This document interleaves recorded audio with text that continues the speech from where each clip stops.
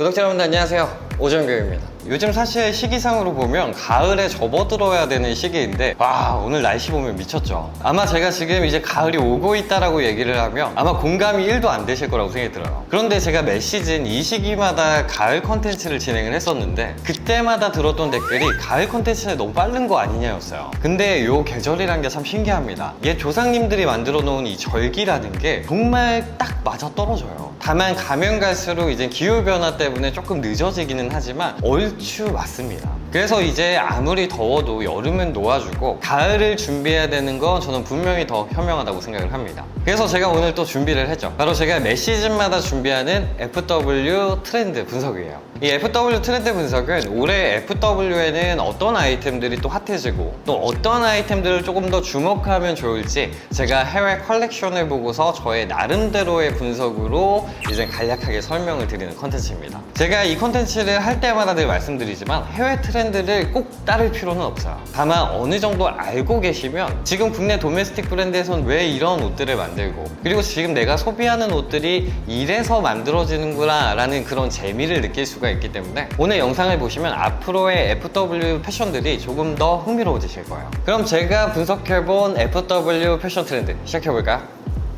먼저 이런 트렌드 분석에서 가장 중요하다고 할 수가 있죠. 바로 트렌드 컬러입니다. 올해 컬러들 사실 작년과 뭐 그렇게 크게 달라지진 않았어요. FW라고 한다면 톤 다운들이 되기 때문에 어느 정도 컬러는 계속해서 유지가 됩니다. 그래서 올해 주목해볼 컬러들은 이 컬러들을 주목해보시면 좋아요. 이 FW가 오면 사실 계절에 맞는 컬러들을 이제 브랜드에서 많이 활용을 하다 보니까 무채색 계열이 가장 자연스럽게 가장 많이 보였어요. 저는 개인적으로 로에베와 이제는 디올의 컬렉션의 그레이 컬러들이 너무나 마음에 들었어요. 제 스타일이었습니다. 그래서 역시나 가을이니까 무채색, 그 중에서도 그레이와 블랙 컬러를 좀 집중해 보시면 좋고요. 그리고 매 시즌마다 정말 브랜드에서 짝이라도 한 듯 공통된 포인트 컬러들이 이제 나오는데 올해 브랜드들의 가장 공통된 컬러 중에서 가장 눈에 띄었던 컬러는 바로 레드와 블루, 옐로우 컬러들이었어요. 딱 특정하게 어떤 톤의 블루, 뭐 어떤 톤의 레드, 뭐 이런 거는 없었지만 전체적으로 이 세 컬러의 이제는 포인트 컬러들이 굉장히 많이 보였었습니다. 특히 레드 컬러 같은 경우에는 로에베, 발렌티노, 발망 등 다양한 브랜드에서 포인트 컬러로 활용을 했고요. 그리고 이제 블루 같은 경우에는 이제 호리존 블루라고 하는 컬러들이 굉장히 많이 보였는데 디올, 발망, 루이비통 등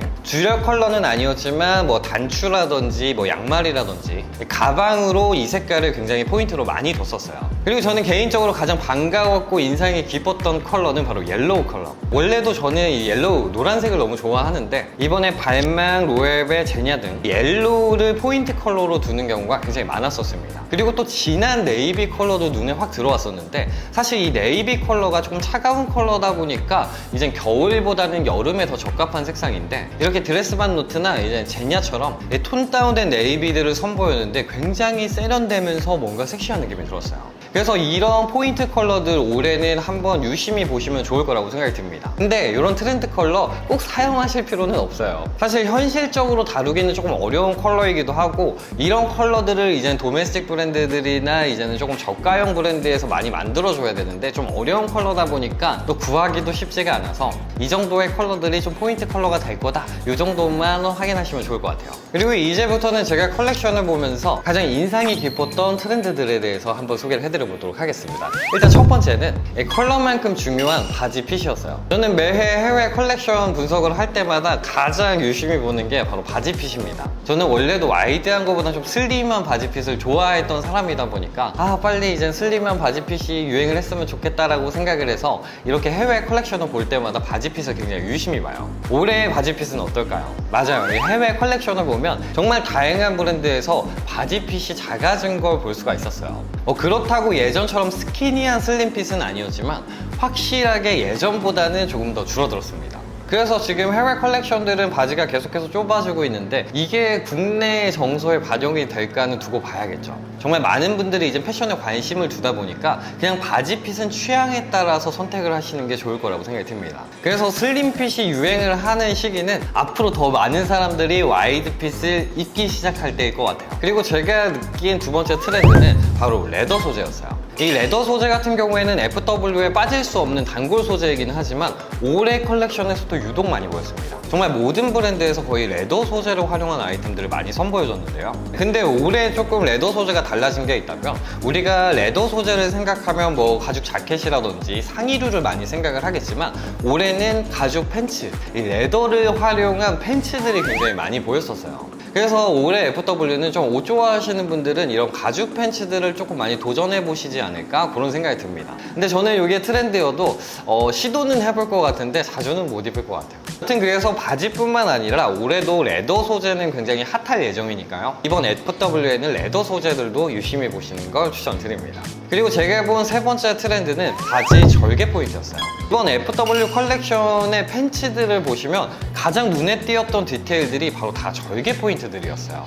뭐 질샌더, 로에베, 루이비통 등 정말 수많은 브랜드에서 이 절개 포인트를 활용한 팬츠들 굉장히 많이 선보였었는데요. 저는 개인적으로 작년부터 이 워크웨어가 강세이다 보니까 많은 브랜드에서 이런 절개 포인트를 많이 사용한 것 같아요. 그래서 올해는 국내 도메스틱 브랜드에서도 이런 절개 포인트가 들어가져 있는 팬츠들을 유심히 보시는 걸 추천을 드리고요. 특히 입문자분들 같은 경우에는 절개 포인트가 조금 강한 포인트라고 생각이 들어서 조금 꺼려지실 수가 있는데, 그러신 분들이라면 올해 이 워크웨어의 열풍과 함께 가장 핫하게 떠오르고 있는 팬츠가 이 카펜터 팬츠인데, 카펜터 팬츠에 집중해 보시면 좋습니다. 카펜터 팬츠는 이제 목수들이 입었던 팬츠에서 이제는 디자인이 유래가 되어 있는데, 카고 팬츠와는 또 다른 매력을 느낄 수 있으면서도 이 포인트가 과하지가 않기 때문에 입문자분들 같은 경우에는 올해 카펜터 팬츠들 한 번쯤 경험을 해보시는 게 트렌드를 조금 따라가면서도 호불호가 없을 수 있는 그런 방법이라고 생각을 합니다. 그리고 네 번째 트렌드는 바로 데님 셋업입니다. 이 FW의 국룰 같은 아이템이죠. 데님 셋업이에요. 이 데님 셋업이라는 건 사실 뭐 이제는 트렌드기보다 하나의 뭐 카테고리, 장르라고 생각을 하는데, 역시나 이번 해외 컬렉션에서도 데님 셋업은 꾸준하게 보였어요.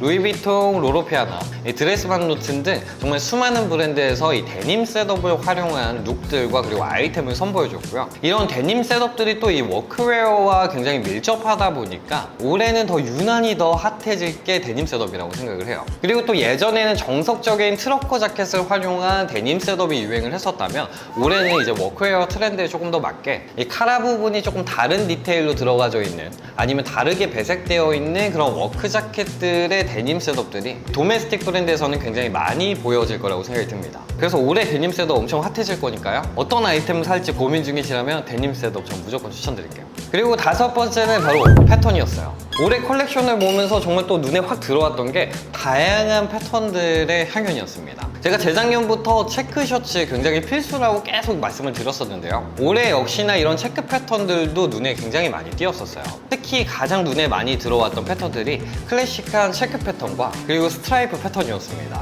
먼저 다양한 브랜드에서 이런 클래식한 체크 패턴을 굉장히 많이 선보였는데, 대표적으로 에르메스나 로에베의 이제는 컬렉션에서의 체크 패턴 아이템들이 굉장히 눈에 띄었었고, 그리고 또 눈에 가장 많이 들어오면서도 예쁘게 보였던 게 이 세로 스트라이프 패턴이었는데, 정말 다양한 브랜드에서 이 스트라이프 패턴을 많이 활용을 해줬어요. 특히 얇은 세로 스트라이프를 정말 잘 활용한 브랜드들이 많았었는데, 이 세로 스트라이프의 굵기가 굉장히 얇고 그리고 뭐 슬랙스나 자켓에 적용되다 보니까 굉장히 세련되면서도 제 스타일이어서 저는 너무나 이 패턴이 예뻐 보였어요. 그래서 올해 제가 룩북에서 이 스트라이프 패턴들 굉장히 많이 활용하지 않을까 싶습니다.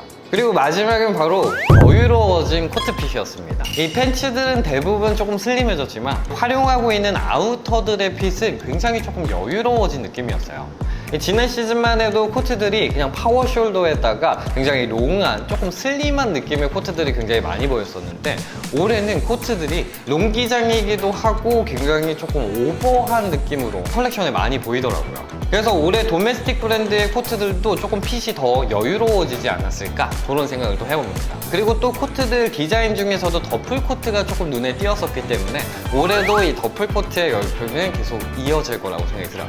역시 겨울엔 코트죠. 어떠셨어요? 오늘은 간단하게 FW 트렌드 분석을 제 나름대로 한번 해봤는데요.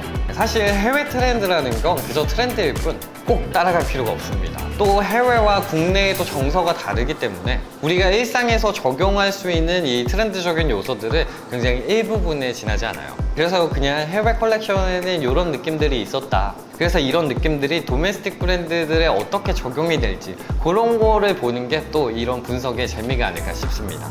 그래서 오늘 영상 재미로 봐주시면 좋을 것 같고요. 이제 우리가 기다려온 가을이 본격적으로 또 다가올 거니까요.